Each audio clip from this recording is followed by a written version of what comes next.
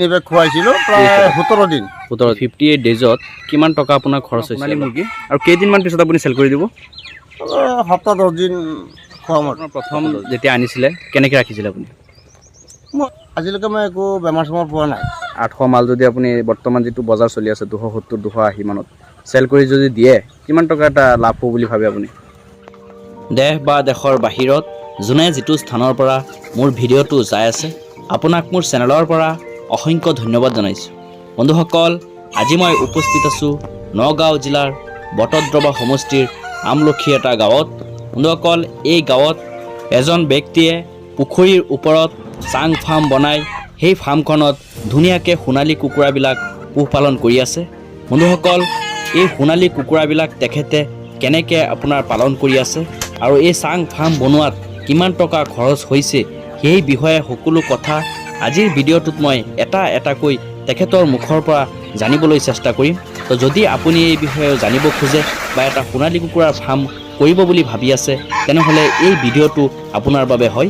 এই ভিডিঅ'ৰ যোগেদি আপোনালোকে জানিব পাৰিব যে এটা মুৰ্গীৰ ফাৰ্ম কৰিবলৈ কিমান টকা লাগে, দৈনিক কেইটাম দানা দিব লাগে, কি মেডিচিন ব্যৱহাৰ কৰিব লাগে, কিমান টকা লাগে, কিমান টকাৰ দানা যায়, এই বিষয়ে সকলো কথা তেখেতৰ মুখৰ পৰা জানিবলৈ চেষ্টা কৰিম। তো আপুনি এই বিষয়ে জানিবলৈ হ'লে মোৰ যিটো ভিডিঅ' এই ভিডিঅ' প্ৰথম অৱস্থাৰ পৰা শেষলৈ আপুনি চাই থাকক।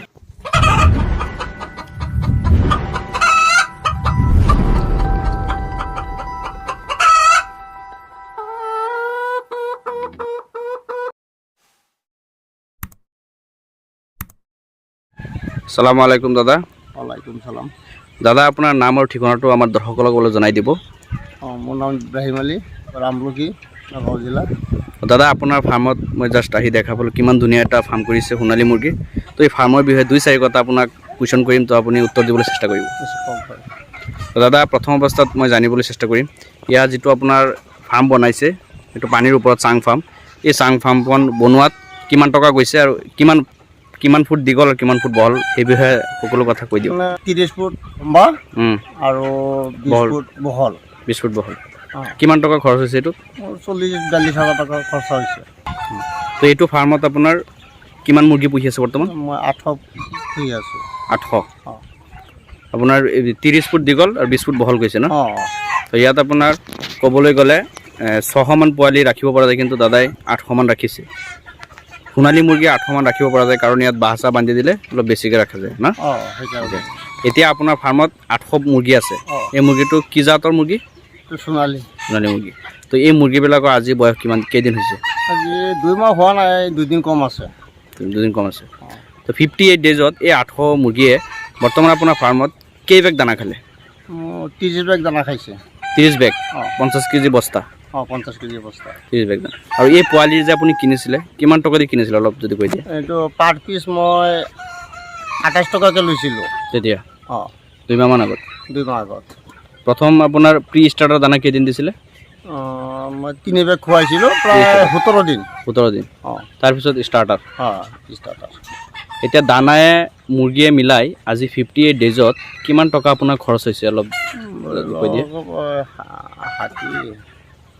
প্ৰায় 82-83 হাজাৰ টকা খৰচ হৈছে। 82-83 হাজাৰ টকা ন? এতিয়া আপুনি যিটো সোণালী ফাৰ্ম কৰি আছে এইবাৰ প্ৰথম নে আগতে কৰিছিলে? আগতে মই 1 বেচ দিছিলোঁ। কিমান মুৰ্গী আছিল তেতিয়া? 600 আছিলে। 600 মুৰ্গী? 600 মুৰ্গীত আপোনাৰ লাভ হৈছিল নে? হৈছিলে কিবা কিবি। কিমান টকা? 25-30 হাজাৰ টকামান পাইছিলোঁ। 600 মুৰ্গীত আপোনাৰ 25-30 হাজাৰ টকা লাভ হৈছিল? কিমান টকা খৰচ হৈছিল তেতিয়া? তেতিয়া খৰচ হৈছিলে মোৰ 85 হাজাৰ টকা। 85 হাজাৰ টকা। তেওঁ কিমান টকা আপুনি কেজিকৈ চেল কৰিছিলে? 260 টকাকৈ। 260 টকা। হয় বন্ধুসকল, দাদাই আপোনাৰ যিটো আগৰ বেটছ যিটো কৰিছিলে 600 মুৰ্গী লৈ এতিয়া 260 টকাকৈ চেল কৰি তেখেতে 20-25 হাজাৰ টকা এটা উপাৰ্জন কৰিছে। তো এতিয়া যিটো আপোনাৰ সোণালী মুৰ্গী আৰু কেইদিনমান পিছত আপুনি চেল কৰি দিব? সপ্তাহ 10 দিন খুৱাম আৰু। সপ্তাহ 10 দিন। এতিয়া আপোনাৰ যিটো ফাৰ্ম এই ফাৰ্মখনৰ কিছু আপোনাৰ মুৰ্গী পালন ব্যৱস্থাৰ বিষয়ে 2-4 কথা সুধিম আপোনাক। মুৰ্গীটো আপোনাৰ প্ৰথম যেতিয়া আনিছিলে কেনেকৈ ৰাখিছিলে আপুনি? মই বেলেগ জেগাত ৰাখিছিলোঁ, বৰ্ডিঙত ৰাখিছিলোঁ। বৰ্ডিংটো কেনেকৈ কৰিব লাগে? বৰ্ডিংটো মই হেৰি ঘূৰণীয়া চাইজৰ বনাইছিলোঁ। প্ৰায় ভিতৰত চাৰিওফালে মানে ধৰি লওক 6 ফুট আছিলে। ইয়াৰ ভিতৰত মই দুটা বৰ্ডিং বনাইছিলোঁ। দুটা বৰ্ডিঙত মই এসপ্তাহ ৰাখিছোঁ। এসপ্তাহ পিছত মই আকৌ 800 মুৰ্গীৰ কাৰণে দুটা ব্ৰিডিং কৰিছিলে আপুনি? দুটা বৰ্ডিং কৰিছিলোঁ। তাৰপিছত সপ্তাহ দিন যোৱাৰ পিছত মই এটা বনাই দিছোঁ বৰ্ডিং। এটা বনাই ভাঙি এটা বনাই দিছোঁ। এতিয়া ব্ৰিডিঙত আপোনাৰ মেডিচিন কি আছিলে? এনেই মেডিচিন মানে অন্য কোনো এণ্টিবায়'টিক আছিলে। এণ্টিবায়'টিকৰ ভিটামিন আছিলে, ভিমাৰেল যিটো সেইটো আছিলে, খুৱাইছোঁ। ভেকচিন কি কৰিছে? ভেকচিনটো মানে হেৰি চকুত দিয়া নাই, এনে পানীৰ লগত খুৱাই দিছোঁ। কেইটা ভেকচিন কৰিছে আপুনি? ভেকচিন তিনিটাই কৰিছোঁ। তিনিটা কৰিছে? এটা 7 দিনত আৰু 14 আৰু 21 দিনত। আচ্ছা, এতিয়া আপোনাৰ ফাৰ্মত কি বেমাৰ দেখা পাইছে পালন ব্যৱস্থাত? আজিলৈকে মই একো বেমাৰ চেমাৰ পোৱা নাই। কোনো বেমাৰ দেখা নাই? নাই, একো বেমাৰ পোৱা নাই। এতিয়া ভিটামিন লিভাৰ চিভাৰি খুৱাই আছোঁ, কেলছিয়াম খুৱাই আছোঁ। এতিয়া 58 ডেজত কিমান ওজন আহিছে এটা আইডিয়া জুখিছিল নে আপুনি? জুখিছোঁ। কিমান ওজন আহিছে? মুৰ্গা মালকেইটা হেৰি 901 কেজি চাইজ হৈছে আৰু মাইকীবিলাক 7ৰ পৰা 6লৈকে এনেকুৱা হৈছে মাইকীবিলাক। এতিয়া যদি কথাৰ কথা 800 মাল যদি আপুনি বৰ্তমান যিটো বজাৰ চলি আছে 270 280 মানত চেল কৰি যদি দিয়ে কিমান টকা এটা লাভ হ'ব বুলি ভাবে আপুনি? 50,000-60,000 টকা পাব লাগে। তো এনেকৈ আপোনাৰ বহুত ফাৰ্মাৰ আছে আমাৰ বা বহুত আপোনাৰ আমাৰ মানুহ আছে, আপোনাৰ য়ং ল'ৰাও আছে, সেইসকল বাহিৰত কাম কৰি আছে, সেইসকলক আপুনি কি মেছেজ দিয়ে যিসকলে কেৰালাত কাম কৰি আছে? নিজৰ জেগাত আহি ফাৰ্ম চাৰ্ম কৰি চলিব পাৰিব নেকি? পৰা যায়তো, চেষ্টা কৰিলে সকলো পৰা যাব। এটা ধৰক আপোনাৰ এই 800 মাল পুহিলে কেছ 1 লাখ টকা হৈ যাব। 1 লাখ টকা? 1 লাখ টকা হৈ যাব। 1 লাখ টকাত ধুনীয়াকৈ হৈ যাব। ধুনীয়াকৈ হৈ যাব। আপুনি এই যিটো ফাৰ্মিং আছে ফাৰ্মিঙৰ বাদেও কি কৰি আছে? মোৰ ফিচাৰী আছে। ফিচাৰী কৰি আছে, লগতে এইটো কৰি আছে। কেইটাম আপোনাৰ দানা দিব লাগে দৈনিক? 2 টাইম দিওঁ, ৰাতিপুৱা 8টা বজাত আৰু গধূলি 6টা বজাত। ৰাতিও দিয়ে? ৰাতিও নিদিয়ে? নাই, ৰাতি নিদিওঁ।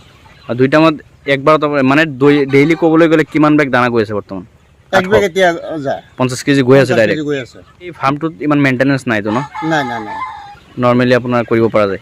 মোৰ হিচাপতে একো হেৰি নাই। প্ৰথম অৱস্থাত আপুনি একদম 500 মুৰ্গীলৈ পুহিছিল নে 100 200 লৈ? না, মই প্ৰথম 100 পুহিছোঁ। 100 পুহি কোনো অসুবিধা পোৱা নাই? নাই পোৱা। তো বেলেগ মানে নতুন মানুহ এজন আৰম্ভ কৰিব পাৰিব ন? পাৰিব, চিন্তা নাই।